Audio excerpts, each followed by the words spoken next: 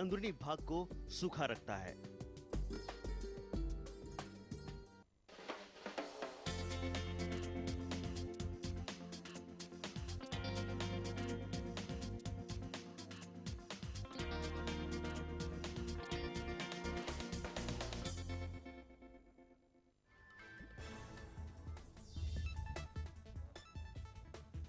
मोदी पर फिदायीन हमले की योजना। एनआईए ने पटना गांधी मैदान में हुए धमाकों की चार्जशीट में किया अहम खुलासा।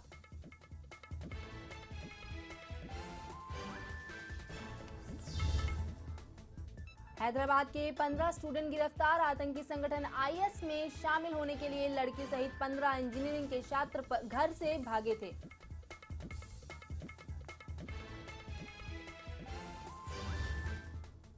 गूगल के 50 लाख पासवर्ड चोरी। हैकर्स ने गूगल के 50 लाख यूजर्स का पासवर्ड चोरी कर उन्हें सार्वजनिक कर दिया है।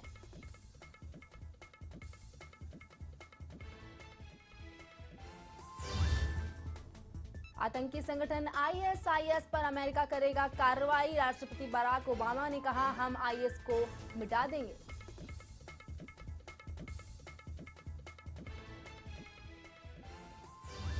और इसके साथ ही 7 साल में पहली बार डीजल का दाम होगा कम। डीजल का भाव हर महीने प्रति लीटर 50 पैसा हो सकता है कम।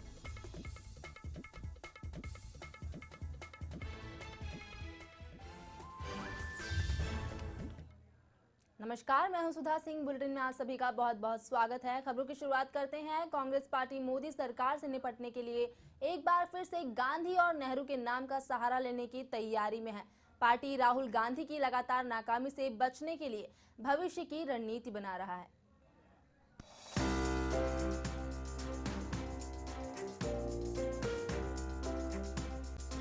कांग्रेस में चल रहे आंतरिक संघर्ष के बीच मोदी सरकार के खिलाफ लड़ने के लिए कांग्रेस एक बार फिर गांधी और नेहरू के नाम का सहारा लेने के फिराक में है। पार्टी में आंतरिक कलह, संघर्ष और राहुल गांधी की लगातार नाकामी के बीच भविष्य की बात करने वाली कांग्रेस अब अपने अतीत पर दाव लगाने को मजबूर है। सरकार से लड़ने के लिए मुद्दे तलाश रही कांग्रेस योजना आयोग और विदेश नीति को लेकर मोदी सरकार पर हमले की तैयारी में है। पार्टी के कई नेता मोदी की खुलकर तारीफ कर रहे हैं। दिग्विजय सिंह जैसे नेताओं ने राहुल की तुलना मोदी को युवाओं में ज्यादा लोकप्रिय बताकर पार्टी को मुश्किल में डाल दिया है। मोदी सरकार को एकजुट घेरने में असफल कांग्रेस अब इतिहास के पन्ने खंगाल रही है। ऐसे में कांग्रेस नेहरू की 125वीं जयंती को एक मौके के रूप में देख रही है। पार्टी ने इसे साल भर चलने वाले कार्यक्रम के रूप में मनाने और देश भर में राजनीतिक अभियान चलाने का फैसला किया है। गौरतलब है कि कांग्रेस अध्यक्ष ने इस कार्यक्रम की तैयारी के लिए जो टीम बनाई है उसमें उनके और राहुल के करीबियों को जगह दी गई है। इस टीम में दिल्ली की पूर्व मुख्यमंत्री शीला दीक्षित, पार्टी के उप नेता आनंद शर्मा, जयराम रमेश, महासचिव मुकुल वासनिक और राहुल के करीबी मोहन गोपाल शामिल है। सरकार में रहने के दौरान नेहरू की 125वीं जयंती कार्यक्रम के लिए 100 करोड़ का बजट आवंटित किया था। हालांकि मोदी सरकार के 100 दिन पूरे होने के बाद भी पार्टी के लिए सरकार के खिलाफ खड़ा होना अब भी चुनौती बना हुआ है। Bureau report, Lemon News, Mumbai.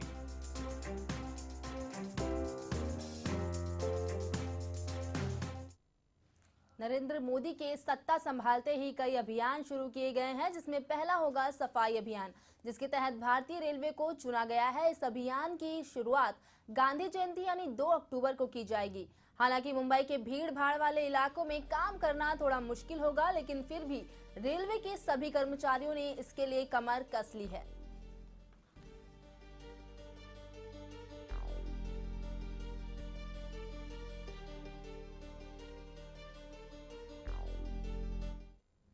जमीन के जन्नत कहे जाने वाले जम्मू कश्मीर में आई बाढ़ से जान माल का भारी नुकसान हुआ है। सेना और प्रशासन बाढ़ में फंसे लोगों को अभी तक भी बाहर निकालने में लगे हुए हैं। पेश है हमारी इस पर ये खास रिपोर्ट।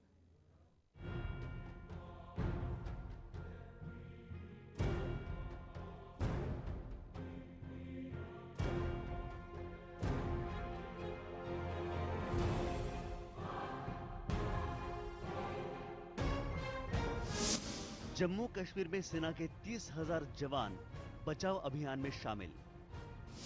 वायुसेना के 79 छोटे बड़े विमान राहत बचाव कार्य में शामिल। अब तक 70,000 लोगों को सुरक्षित स्थानों पर पहुंचाया गया। श्रीनगर के प्रभावित इलाकों में जल स्तर 4 फुट तक गिरा। पानी में जानवरों के शव तैरते नजर आने लगे। अब बीमारियों का खतरा बढ़ने लगा।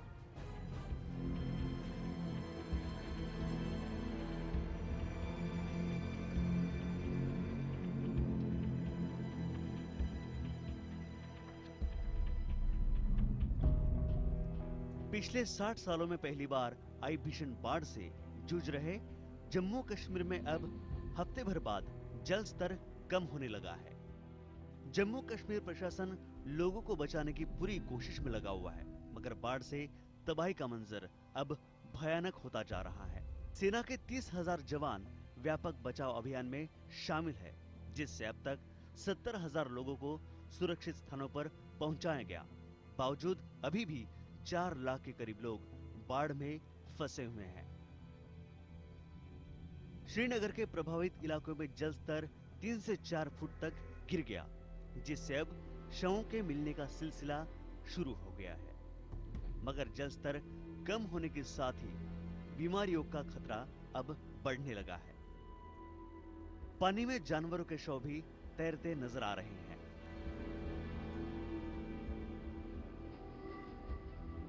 एक तरफ सेना के जवान अपनी जान पर खेलकर भीषण बाढ़ में फंसे लोगों की जान की रक्षा कर रहे हैं, वहीं 1000 से ज्यादा फौजी और उनके परिवार श्रीनगर के अलग अलग सैन्य कैंपों में बगैर खाना पानी के फंसे पड़े हैं। यहाँ बिजली और संचार सुविधाएं पूरी तरह से ठप है, किसी से भी संपर्क नहीं हो पा रहा है। मध्य और दक्षिण कश्मीर में सेना के करीब 20 बड़े और छोटे कैंप हैं, जो पानी में अब डूब चुके हैं। बचाव अभियान में तेजी लाते हुए सेना ने 8वें दिन भी जवानों और विमानों की संख्या बढ़ा दी है। इस समय वायुसेना के 79 छोटे बड़े विमान राहत और बचाव कार्य में जुटे हैं।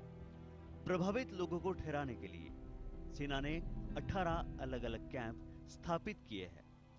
सेना दिन रात लगातार अभियान चलाकर बाढ़ग्रस्त इलाकों में फंसे लोगों की जान बचाने की पूरी तरह से कोशिश कर रही है, लेकिन हर बार की तरह इस बार भी बाढ़ प्रभावित क्षेत्रों में बीमारी और महामारी का खतरा मंडरा रहा है।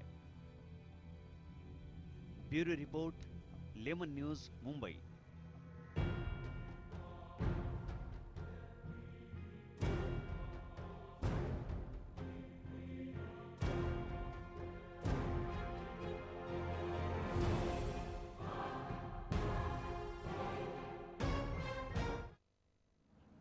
पिछले कई दिनों से भाजपा में कई कांग्रेसी नेता शामिल हो रहे थे। ऐसे में कांग्रेस ही अब निर्दलीयों का सहारा ले रही है। महाराष्ट्र के कई निर्दलीय विधायकों ने कांग्रेस का हाथ थाम लिया है, जिसमें 3 निर्दलीय विधायक सुरेश जेथालिया, शिरीष चौधरी, वसंतराव चौहान शामिल हैं। कांग्रेस तीनों विधायकों को टिकट देने की सिफारिश केंद्र से करेगी। अब ये तो उनकी 2 ट्रैक पॉलिसी है।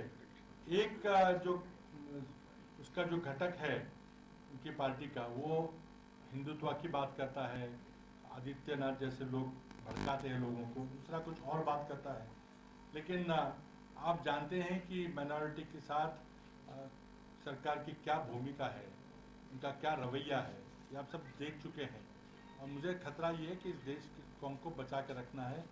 इस देश को हमने आज़ादी दिलाई है, इस देश को हमने एक संग रखा है, इस देश की प्रगति की है, वो हम ये रोकना चाहते। और अगर भाईचारे का वातावरण नहीं रहेगा, अगर द्वेष और हिंसाचार का वातावरण देश में रहेगा, तो देश आगे नहीं बढ़ पाएगा। तो हमें पूरी कोशिश करनी पड़ेगी कि जो विचार कांग्रेस पार्टी एक संविधान के रूप में लाई है, और उसी को हमको आगे बढ़ाना है, और हम बढ़ा के रहेंगे। माझे सहकारी पतंगराव कदमजी आणि आज उपस्थित असलेले आमचे सगळे आमदार सहकारी, जे आमच्याबरोबर 5 वर्ष त्यांनी अतिशय जोमाने काम केलं,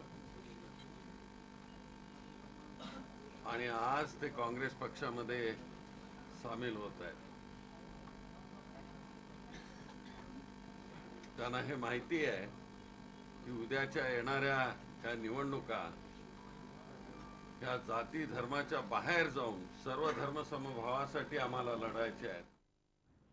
वेश्यावृत्ति के आरोप में गिरफ्तार की गई बॉलीवुड स्टार श्वेता बासु प्रसाद के पक्ष में अब उनकी ऑन स्क्रीन मां साक्षी तंवर बचाव में उतर आई हैं। आइए देखते हैं क्या है पूरा मामला। पेश है हमारी इस पर ये खास रिपोर्ट।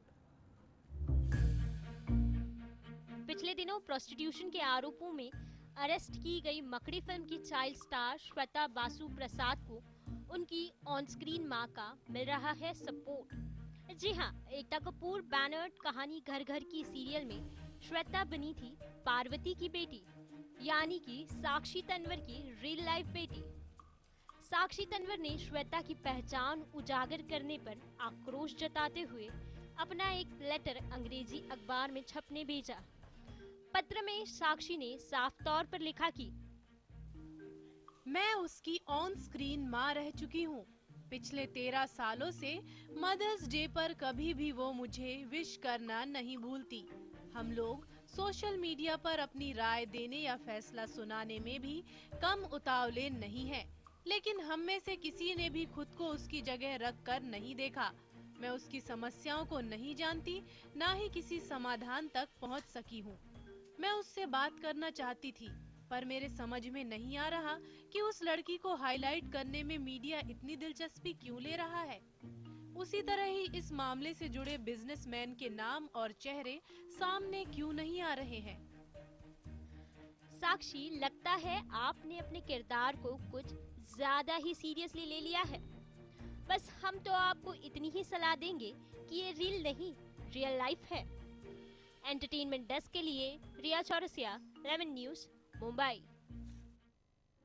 नवी मुंबई क्राइम ब्रांच ने 5 शातिर आरोपियों को हिरासत में ले लिया है, जो बड़े ही शातिराना अंदाज में ठगी की वारदात को अंजाम दिया करते थे, जिन्होंने मुंबई और पुणे के वाहनों को महाराष्ट्र के बाहर गिरवी रख लाखों रुपए के हेराफेरी को अंजाम दिया है। आपको जानकर हैरत होगी कि 5 आरोपियों के पास से अब तक 31 गाड़ियां बरामद की गई हैं। नगर में एक कंप्लेंट दाखिल हुआ था सतीश सदानंद सावंत करके आदमी का, कि जिसकी स्कॉर्पियो गाड़ी ये एक शंकर और श्रीकांत नाम के 2 लोगों ने कहीं भाड़े पे लगा देता हूँ करके लेके गए थे, और कुछ दिनों के बाद ये गाड़ी गुमराह हो गई। उसको कहीं लेके गए पता नहीं चला। वो गुना दाखिल होने के बाद 1 महीना इस मैटर पे Navi Mumbai police crime branch आर्थिक गुना शाखे ने काम किया था, और 1 महीना लोगों से उठाई है किराए पे लगाने के लिए, और 1-2 महीने का किराया देने के बाद वो गाड़ी यहाँ से लेके जाते थे, अपना मोबाइल स्विच ऑफ करते थे, और ऐसी तकरीबन 24 गाड़ियाँ 4 व्हीलर व्हीकल, जिसमें स्कॉर्पियो, उसके बाद स्विफ्ट डिजायर है, Tata Indigo, Tata Indica, Wagon R, Hyundai i20, Tata Manza and Chevrolet, ये सारी कंपनियों की 24 व्हीकल्स नवी मुंबई क्राइम ने रिकवर। भारत रत्न सम्मान से नवाजे गए विश्व प्रसिद्ध उस्ताद बिस्मिल्लाह खां की शहनाई रहस्यमय ढंग से गायब हो गई है। पेश है इस पे हमारी एक खास रिपोर्ट।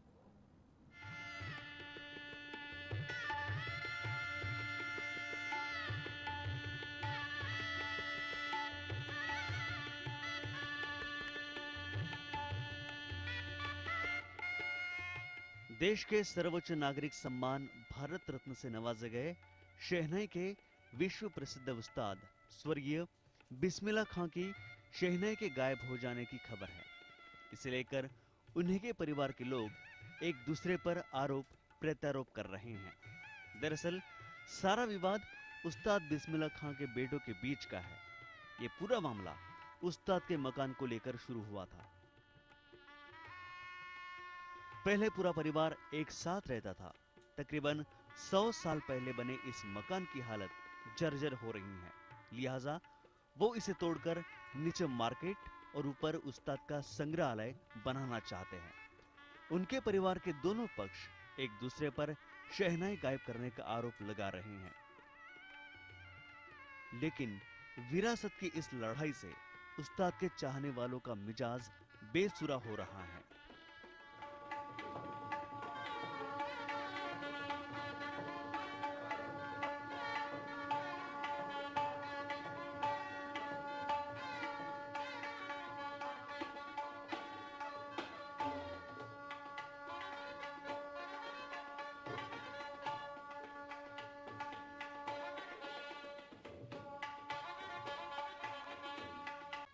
उसे उस्ताद बिस्मिल्लाह खान ने अपने सुरों की फूंक से घर घर के आंगन में पहुंचा दिया।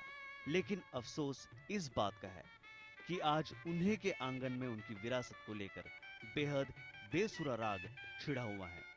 ऐसे में यही उम्मीद कर सकते हैं कि सरकार इस पर ध्यान दे ताकि उस्ताद के आंगन में फिर से एक बार सुरीले राग बज सके।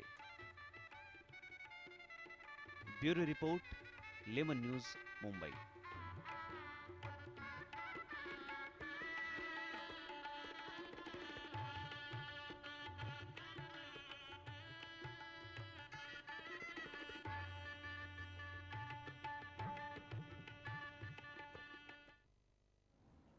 नवी मुंबई के रहवासियों को आजकल टोल नाके का मुद्दा बड़ा सता रहा है। नवी मुंबई के लोग टोल नाकों से बड़े परेशान चल रहे हैं क्योंकि नवी मुंबई से 3 प्रमुख मार्ग निकलते हैं जो पुणे, मुंबई और ठाणे जाते हैं। ये वजह है कि जिसके कारण नवी मुंबई के रहवासियों को आते जाते समय दोनों बार टोल नाका चुकाना पड़ता है। मैं आपको बताना चाहूंगा कि मैं फिलहाल इस वक्त नवी मुंबई पुणे एक्सप्रेस हाईवे पे हूं और ये इलाका है खारघर, जहां पर नया टोल लगभग कुछ ही दिनों के बाद, यानी कहना ये होगा कि चुनाव के बाद कोई भी सत्ता में जीत कर आए, चुनाव के बाद ये जो टोल नाका है ये खोल दिया जाएगा। हालांकि अब तक सरकार ने जनता को ये आश्वासन दिया था कि खारघर और कामोठे में बनने वाला ये टोल नाका रद्द कर दिया जाएगा। हमारे साथ एक राहगीर मौजूद है जो नवी मुंबई में रहते हैं। हम उनसे जानेंगे कि आखिर नवी मुंबईकरों का दर्द क्या है और क्यों उसे इतना टोल चुकाना पड़ेगा। मुझे ये समझ में नहीं आया। नवी मुंबई ये शहर सिडको ने विकसित किया हुआ है। सिडको ने विकसित करते समय मुंबई के लिए सब्स्टिट्यूट करके ये विकसित किया गया शहर है और उसमें सुविधा वगैरह देना ये सिडको का अपना काम है। सिडको का अपना काम है और ये यशवंतराव चव्हाण जी की संकल्पना है। यशवंतराव चव्हाण जी कांग्रेस के ही थे, आज कांग्रेस की ही सरकार है, लेकिन उस टाइम सहकार क्षेत्र में काम करने वाले लोगों को राहत दिखाने वाले जो लोग हैं, आज वही कांग्रेस वाले सरकार में हर जगह टोल डेवलपमेंट करने का, टोल लगाने का, वो पैसा वसूल करने का, कोई भी एक चीज जिसका टैक्स हम लोग भुगत रहे, कोई चीज हमको फ्री नहीं मिल रही है नवी मुंबई में। तो आपको लग रहा है कि ये जो जिस तरह से अभी मुख्यमंत्री ने ये घोषणा कर दी थी कि इस टोल को रद्द कर दिया जाएगा, ये वादे झूठे साबित होने वाले हैं? 100% झूठे साबित होने वाले हैं और ये राष्ट्रवादी कांग्रेस और कांग्रेस का आपस का षड्यंत्र है। आज अगर उनको सत्ता उनके हाथ में है, सिडको उनके हाथ में है, MMRDA उनके हाथ में है, अगर उनको टोल हकीकत में रद्द करना है तो सिडको के पास जो एक्सेस फंडिंग 6000 करोड़ के पड़े हुए हैं उसमें से 1200 करोड़ रुपया दे देते हैं। मैं आज मांग करता हूं आपके चैनल के माध्यम से कि ये रोड का मेन कॉन्ट्रैक्टर कौन है ये एक बार मुख्यमंत्री जाहिर करें, तब जाके लोगों के समझ में आ जाएगा कि ये षड्यंत्र है क्या। इससे पहले आपने नवी मुंबई में रहने वाले नागरिक का दर्द सुना कि नवी मुंबई के नागरिक को अगर टोल जो है चारों तरफ से भरने पड़ रहे हैं और वहीं मैं पहुंच गया हूं अभी रायगढ़ की तरफ। रायगढ़ के निवासी अगर यहां से मुंबई जाते हैं तो उन्हें 2 बार मुंबई जाने के लिए टोल देना पड़ता है और वापसी में फिर से 2 बार टोल देने होते हैं। तो रायगढ़ के नागरिकों का क्या दर्द है, हमारे साथ मौजूद है विधानसभा चुनाव के उम्मीदवार जो कांग्रेस की नीतियों से त्रस्त हैं। सर, सबसे पहले ये जानना चाहेंगे, जिस तरह से मुख्यमंत्री ने घोषणा कर दी थी कि टोल नाका को रद्द कर दिया जाएगा, अब ऐसे में देखा जा रहा है कि जो तैयारी चल रही है पूरी तरह से विधानसभा चुनाव के बाद टोल नाके खोल दिया जाएगा, तो यहाँ के नागरिकों को किस तरह की दिक्कतों का सामना करना पड़ेगा? पहले तो एक बात मैं साफ कहना चाहूंगा, पृथ्वीराज चव्हाण जी कांग्रेस और राष्ट्रवादी आघाड़ी के मुख्यमंत्री है और कांग्रेसी मुख्यमंत्री जो कहते हैं वो करते हैं, ऐसा आज तक कभी हुआ नहीं है।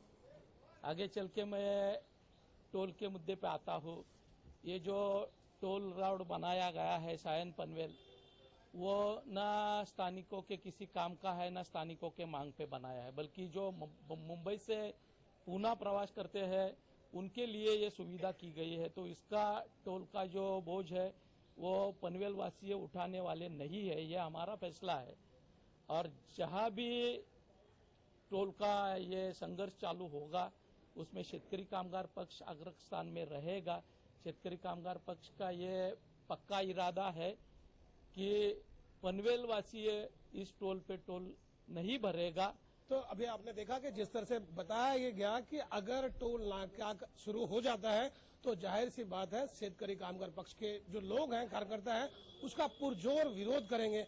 ऐसे में आने वाले समय पर यह देखना जरूरी होगा कि वाकई में आने वाले दिनों में दृश्य क्या निकलकर सामने आता है। कैमरा पर्सन किशोर के साथ मैं गोपाल शाह, लेमन न्यूज, नवी मुंबई।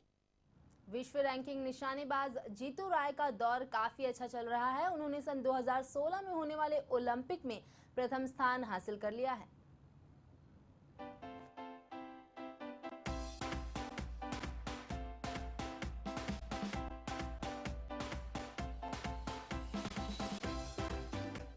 विश्व रैंकिंग वाले निशानेबाज जीतू राय अपने अच्छे दौर से गुजर रहे हैं। 2016 में रियो ओलंपिक के लिए क्वालिफाई करने वाले लखनऊ के जीतू राय पहले भारतीय निशानेबाज बन गए हैं। जीतू ने 91वीं ISSF विश्व चैंपियनशिप में पुरुषों की 50 मीटर पिस्टल स्पर्धा में रजत पदक के साथ ओलंपिक का कोटा भी हासिल किया। ग्लासगो कॉमनवेल्थ गेम्स में स्वर्ण पर निशाना लगाने वाले जीतू का 2014 में लगातार 5वां अंतर्राष्ट्रीय पदक है। साल की शुरुआत में उन्होंने विश्व कप टूर्नामेंट में एक के बाद एक 2 पदक जीते थे, लेकिन यहाँ अपने प्रदर्शन से उन्होंने निश्चित रूप से अपने करियर की सबसे बड़ी उपलब्धि हासिल की है। NRAI यानी राष्ट्रीय राइफल संघ भारत, इनके अध्यक्ष रणिंदर सिंह ने जीतू के प्रदर्शन पर खुशी जाहिर की। जीतू राय रियो ओलंपिक 2016 के लिए क्वालिफाई करने वाले पहले भारतीय एथलीट है और ये हम सब भारतीयों के लिए गौरवशाली पल है। Sports desk, lemon News, Mumbai.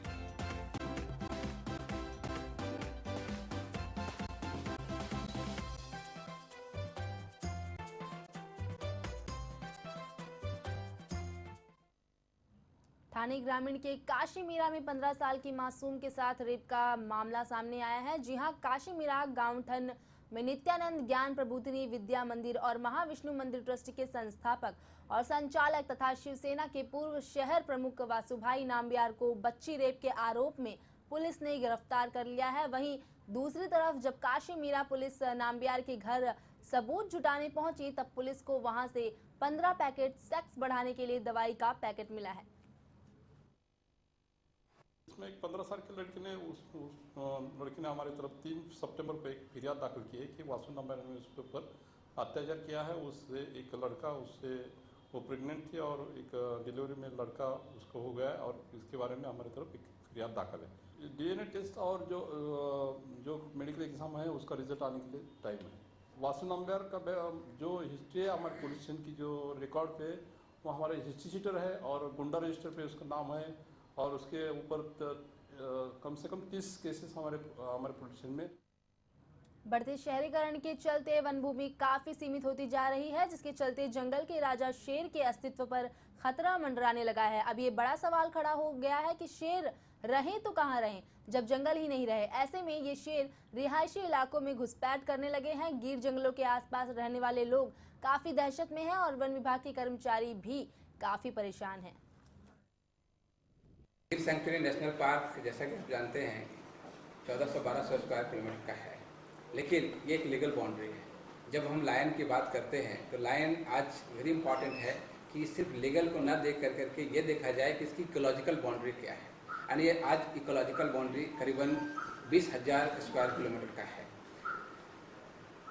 Lion लोगों को ऐसा फील होता है कि सिर्फ शासन गिर में है या गिर पश्चिम के विभाग का जो क्षेत्र है उसमें है, बट मैं आपको ये बताना चाहता हूँ कि आज करीबन 6 ऐसे घर हैं, जैसे गिर सोमनाथ डिस्ट्रिक्ट है, जूनागढ़ डिस्ट्रिक्ट है, आप अमरेली डिस्ट्रिक्ट लीजिए, भावनगर, एवं राजकोट के भी कुछ ऐसे विस्तार हैं जहाँ पर कि लायन दिख रहे हैं एंड ऐसा एक्सपेक्ट कर रहे हैं कि बहुत जल्दी पोरबंदर के डिस्ट्रिक्ट में भी जाएंगे। 2003 गुजरात के जैतपुर में पुलिस कस्टडी के दौरान एक युवक की मौत का मामला सामने आया है। पुलिस कस्टडी में युवक की मौत के बाद थाने में हड़कंप सा मच गया है। दरअसल रक्षाबंधन के दौरान हुई लूट के मामले में युवक को गिरफ्तार किया गया था।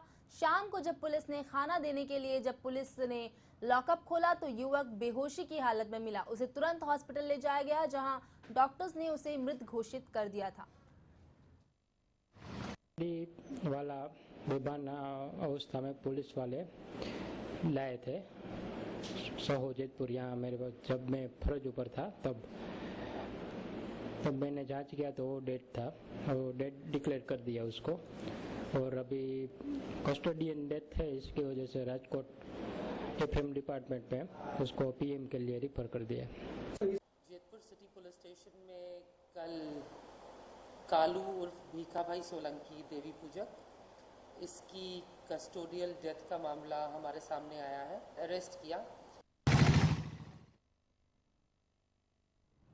बॉलीवुड एक्टर ऋतिक रोशन न सिर्फ अपनी बेहतरीन अदाकारी के लिए मशहूर हैं, बल्कि अपनी दरिया दिली के लिए भी जाने जाते हैं। जम्मू कश्मीर में आई बाढ़ ने इस सेलिब्रिटी को झकझोर कर रख दिया है। ऋतिक ने बाढ़ पीड़ितों को मदद करने का फैसला किया है।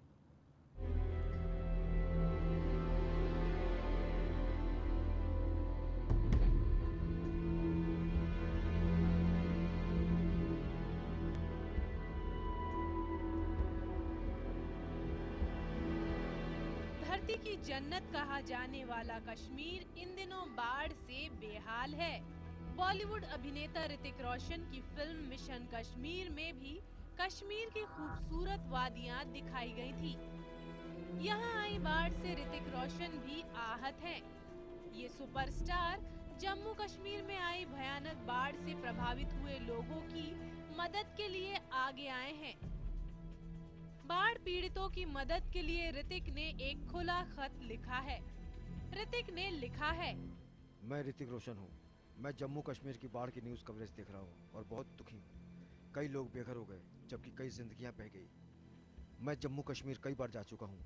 वहाँ मैंने अपनी कई फिल्मों की शूटिंग की है। मैं समझता हूँ कि वहाँ के लोग इस तबाही का कैसे सामना करेंगे। मैं उन लोगों की मदद के लिए कुछ करना चाहता हूँ और जानता हूँ कि मुझे चाहने वाले लोग भी उनकी मदद करना चाहेंगे। आप भी मुझे ज्वाइन करें और सब मिलकर कश्मीर के बाढ़ पीड़ितों के फंड एकत्रित करते हैं। साथ ही अभिनेता ने किट के लिए पैसा जुटाने की अपील की है, जिसमें कंबल, साबुन, टूथब्रश, टूथपेस्ट आवश्यक वस्तुएं शामिल हैं। एक किट की कीमत लगभग 5,000 रुपए है। ऋतिक खुद भी 200 किट दान करेंगे। Shilpa Ronghe, Lemon News, Mumbai. इस बुलेटिन में फिलहाल बस इतना ही। मुझे दीजिए इजाजत। नमस्कार।